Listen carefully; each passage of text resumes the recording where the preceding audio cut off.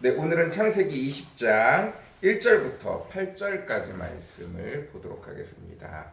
창세기 20장 1절부터 8절까지 말씀입니다. 한 절씩 제가 현대인의 성경으로 읽도록 하겠습니다. 아브라함은 그곳 마므레에서 남쪽 네겝 지방으로 이주하여 가데스와 술 사이에 살았다. 후에 그는 그랄에 가서 머물게 되었다. 거기서 그는 자기 아내 사라를 누이 동생이라 하였으므로 그랄 왕 아비멜렉이 사람을 보내 그녀를 자기 궁전으로 데려오게 하였다. 그러나 그날 밤 하나님이 아비멜렉의 꿈에 나타나셔서 내가 데려온 이 여자 때문에 너는 죽게 될 것이다. 그녀는 이미 결혼한 유부녀이다 하고 말씀하셨다. 아비멜렉이 그 여자를 가까이 하지 않았으므로 이렇게 대답하였다. 주여, 죄 없는 사람을 죽이시겠습니까? 그는 나에게 이 여자를 자기 누이 동생이라 하였고 이 여자도 그를 자기 오빠라고 하였습니다. 내가 이 일을 깨끗한 마음으로 했으니 나에게는 아무 잘못이 없습니다. 그때 꿈속에서 하나님이 그에게 말씀하셨다. 내가 깨끗한 마음으로 이렇게 한 것을 나도 알고 있다. 그래서 내가 너를 막아 나에게 범죄하지 않도록 그 여자에게 손을 대지 못하게 하였다. 이제 그 사람의 아내를 돌려보내라. 그는 예언자이다. 그가 너를 위해 기도하여 내가 죽지 않도록 할 것이다. 그러나 만일 내가 그 여자를 돌려보내지 않으면 너와 너에게 딸린 자들이 다 죽음을 당할 것이다. 아비멜렉이 다음날 아침 일찍 일어나 자기 신하들을 다 불러 모으고 그 일을 말하자 그들이 몹시 두려워하였다. 아멘.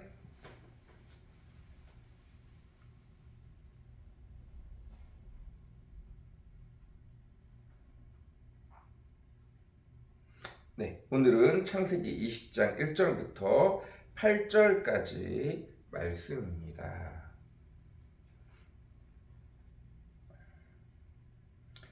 아브라함이 이동을 하게 되어졌습니다. 가나안 지역에 살다가 가나안과 접경 지역인 그랄 지역으로 가게 되어졌습니다. 이는 후에 블레셋과 비슷한 영토가 됩니다. 그곳에 그랄이라는 지역의 왕이 아브라함의 아내 사레를 부인으로 맞이하게 됩니다. 그리고 아브라함과 사라는 우리는 결혼한 사이가 아니에요. 우리는 남매 사이입니다. 사라가 아브라함을 보고 오빠라고 부르고 아브라함은 사라를 보고 동생이라고 부르죠. 벌써 아주 오래전에 아브라함이 76에서 80세 사이에 그때 이집트 왕에게 그 아내 사라를 사촌 누이라고 말함으로 말미암아 빼앗겼던 적이 있었죠. 그와 비슷한 상황이 또다시 일어나게 된 것입니다. 그리고 또다시 여호와 하나님께서 그랄 왕에게 찾아가서 그 여자는 결혼한 유부녀다. 네가 그 여자를 범하게 된다면 내가 너를 가만히 두지 않겠다. 그래서 그 왕이 또다시 나는 아직 건드리지 않았습니다. 나는 죄를 짓지 않았습니다. 그들이 거짓말한 것이 아닙니까? 라고 말하게 되어지고 다시 돌려보내는 내용입니다. 똑같은 장면이 또 한 번 일어나게 되어집니다. 그때와 지금 공통점은 무엇이고 다른 점은 무엇입니까? 공통점은 여전히 아브라함과 그 아내 사라가 그 지역, 자기 땅이 아닌 이방인 땅에서 이방 사람들을 두려워한다는 것입니다. 그래서 서로 결혼한 사이라고 말하지 않고 사촌 지간이라고 말하는 것입니다. 그리고 그 거짓말에 속아서 각각의 왕들이 그 아내 사라를, 사촌 누이가 되는 사라를 다 신부로 맞아 드리게 됩니다. 그리고 둘 다 여호와 하나님께서 찾아가서 혼을 내주시고 그 아내를 다시 돌려보내는 것이 공통점입니다.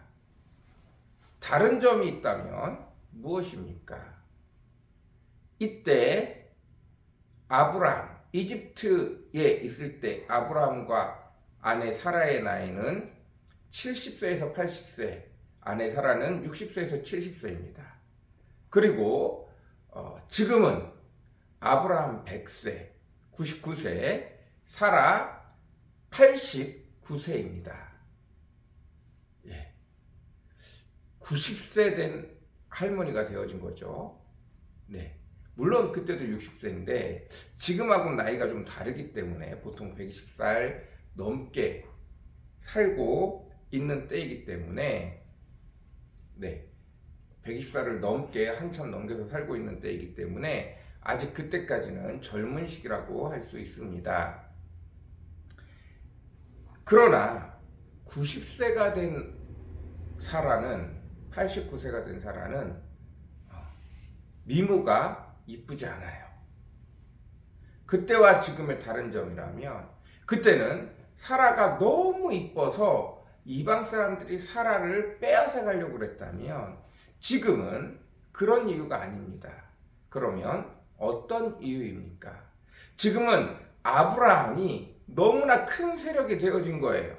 그래서 아브라함과 그랄 왕이 화평을 맺기 위해서 아브라함을 한 나라의 족속으로 생각해서 그의 친척을, 그의 가장 가까운 사람을, 자녀가 있었으면 자녀를 데려가서 결혼을 시켜서 인질로 잡았을 텐데 그러지 못하니까 사촌 동생이라고 말하는 그 아내 사라를 데리고 가버리는 겁니다. 그래서 결혼을 하는 거예요. 옛날에는 사라가 이뻐서, 그 여인이 너무나 이뻐서 가족을 다 죽이고 사라만 빼앗아 갈까봐 그랬다면 지금은 그런 의미가 아니에요.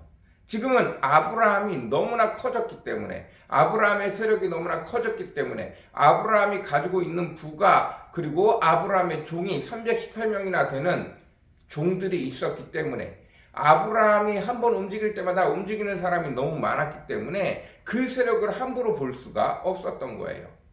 그래서 평화의 조약으로 아브라함의 친척, 아브라함의 가까운 식구 중에 한 사람을 결혼함으로 인질로 잡아간 느낌입니다.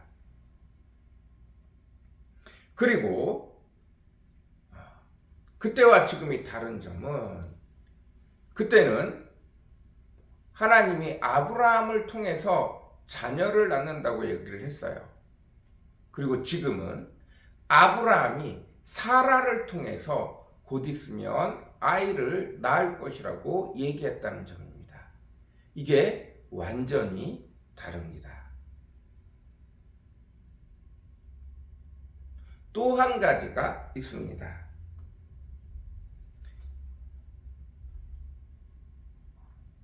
17, 18절에 아브라함의 아내 사라의 일로 여호와께서는 아비멜렉의 집안 사람들이 아이를 낳지 못하게 하셨는데 아브라함이 기도함으로 하나님께서 아비멜렉과 그 아내와 그 여종들을 고치셔서 그들이 아이를 낳을 수 있게 하셨다. 요 구절이에요. 아비멜렉 집안에, 그랄 왕 아비멜렉 집안에 아내 사라가 잡혀 들어가고 난 이후에 탯줄이 끊겼어요. 모든 짐승과 여인들, 하여간 그랄 지역에 있는 그 왕궁과 그 지역에 있는 모든 생명들이 잉태하는 것이 끊겨버렸어요. 여러분, 잉태하는 게 끊겼다 라는 걸 알 정도가 되려면 시간이 얼마나 걸릴까요? 뭐 하루나 이틀, 일주일 사이에 이 집안에 대가 끊겼다, 더 이상 아이를 낳지 못하는구나, 아이를 낳을 수 없구나, 새로운 아이가 생기지 않는구나를 얼마 만에 알 수 있을까요? 예. 닭이 달걀을 품고 알을 낳는데 알이 부화해서 새끼가 되는데 30일 좀 넘게 걸립니다. 예. 모든 동물들이 그 태가 다 끊어져 버린 거예요. 그래서 최소한 한 달에서 2달, 3달 정도가 지났을 때, 우리에게 문제가 있구나 라는 것을 깨닫게 되어지는 거예요. 즉, 다시 말해서 이집트 때는 그 아내 사라가 이뻐서 사로잡혀 간지 하루 이틀 만에 여호와 하나님이 나타나셔서 그 사라를 구해주셨다면, 이때는 90세 먹은 할머니가 사로잡혀 가서 그 그랄 왕 아비멜렉의 집에서 최소한 2-3달은 있었던 거예요. 그리고 그 늙은 여자 사라를 데리고 침소에 들어가지 않았다는 뜻이에요. 오랫동안 사로잡혀 있었다는 뜻입니다. 최소한 2-3달은 사로잡혀 있었다는 거예요. 그리고 그들에게 태가 그 지역에 그 사라를 데려옴으로 말미암아 그 지역의 모든 태의 문이 닫힌 것을 알고 여호와 하나님이 아브라함을 통해서 축복 기도를 하자 그곳에 있는 모든 태의 문이 다시 열리게 되는 것을 깨닫게 되므로 최소한 3달 이상은 걸렸을 것입니다. 이게 가장 큰 차이예요.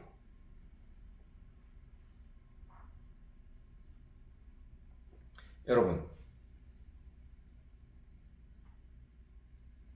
여호와 하나님께서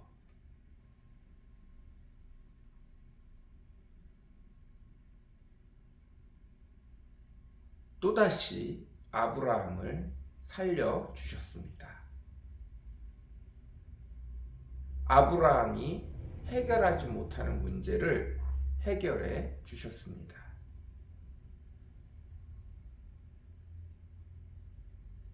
상황이 바뀌었음에도 아브라함은 여전히 두려워하는 것들이 있었고 그것들을 자기 힘으로 해결하지 못하는데 여호와 하나님 앞에 가지고 나오지 못했습니다. 자기들 힘으로 해결하려고 했죠. 결국 그래서 또다시 여호와 앞에 부끄러움을 당하게 되어집니다. 여호와와 사람들 앞에 부끄러움을 당하게 되어집니다. 그러나 이집트와 똑같이 이곳에서도 여호와 하나님은 일절 아브라함의 믿음 없음을 꾸짖지 않으셨습니다. 대신 아브라함은 깨닫게 됩니다. 내 생명을 지키는 것은 세상의 문화가 아니라 여호와 하나님이시구나. 여호와 하나님이 내가 실수를 해도 내가 잘못을 해도 나를 끝까지 지키시는 분이구나 라는 것을 깨닫게 되어집니다. 내가 여호와 하나님을 섬기는 것으로 인하여 내가 절대 세상에 불이익을 받거나 내가 절대 세상의 문화에 쓰러져 넘어지거나 하는 일은 없습니다. 여호와 하나님이 우리를 지켜주시기 때문입니다.